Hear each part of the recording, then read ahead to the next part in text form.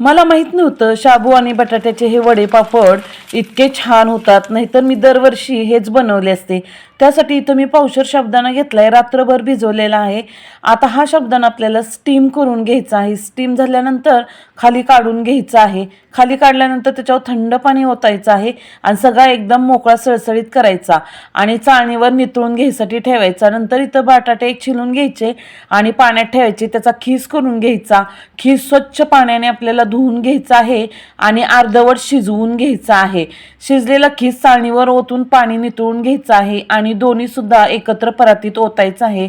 त्याच्यावर चवीनुसार मीठ टाकायचं, मिरचीचा ठेचा टाकायचा आणि छान मिक्स करून घ्यायचं सगळं व्यवस्थित आणि त्याचे आपल्याला असे वडे पापड बनवायचे आहेत। तुम्हाला जर ही वडे पापड बनवायचे असले तर ही रेसिपी पूर्ण पाहण्यासाठी खाली लिंकवर क्लिक करा आणि नंतर तळल्यानंतर बघा एक नंबरच।